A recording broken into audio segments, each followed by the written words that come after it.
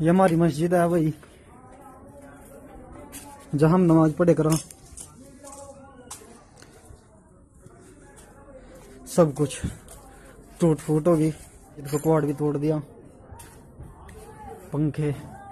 दोस्तों, जो वीडियो आपने देखा ये हरियाणा के उस वाक़े, उस हादसे की थोड़ी सी झलक है कि जहां पर गैर मुस्लिमों ने मुसलमानों के घरों पर हमला किया, उसके बाद भी उनका दिल न भरा तो वह मस्जिद में घुस गए और मस्जिद में तोड़ फोड़ की, मस्जिद की बेहुरमती की।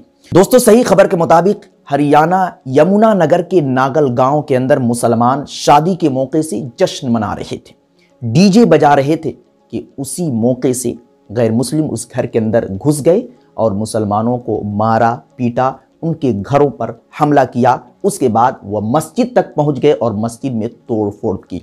खबर के मुताबिक 30 से कहीं ज्यादा मुसलमान जख्मी हुए। और इस वीडियो को देखिए कि जहां एक शख्स हाथ जोड़कर माफी मांग रहा है और अपनी जान की भीख मांग रहा है। ये आम इंसान नहीं बल्कि आरजेडी का एक मुस्लिम नेता है, समस्तीपुर का ये नेता है जिसका नाम खलील रिजवी बताया जा रहा है। इसकी उम्र 34 साल है, लेकिन गाय के नाम पर इस शख्स की हत्या कर दी गई, इस शख्स का कत्ल कर दिया गया, इस शख्स को मार दिया गया और बहुत ही बेरहमी के साथ मारा गया, जिसको कहने के लिए मेरे पास अल्फाज नहीं। यकीनन जब आप सुनेंगे तो आपके रोंगटे खड़े हो जाएंगे और अगर आपके दिल के अंदर इंसानियत की मोहब्बत होगी तो रोने भी लगेंगे। दोस्तों, खलील रिजवी जो आरजेडी का कार्यकर्ता है, उसको शरपसंदों ने जिंदा जला दिया, जिंदा जलाकर उसको मार दिया।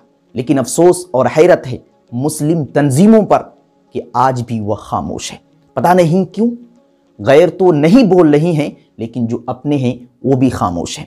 अगर किसी मुसलमान की जान जाती है आप खामोश हैं, ठीक है, लेकिन शरपसंद मस्जिद तक पहुंच रही हैं और मस्जिद पर हमला कर रहे हैं, मस्जिद की बेहुरमती कर रही हैं, तो आपका ईमान कहाँ है कि आज खामोश हैं? ये एक बड़ा सवाल है। आखिर क्यों खामोश है, ये मैं एक सवाल आपके जिम्मे छोड़ के जा रहा हूं। आप कमेंट में लिखिए कि आज मुस्लिम तंजीमें इन वाकयात, इन हादसात, इन फसादों पर खामोश है तो क्यों, वजह क्या है, रीजन क्या है, कमेंट जरूर करें। फिर मिलते हैं दूसरी नई खबर के साथ, जब तक के लिए आप अपना ख्याल रखें। मैं मोहम्मद अताउल हक कासमी, अस्सलाम वालेकुम।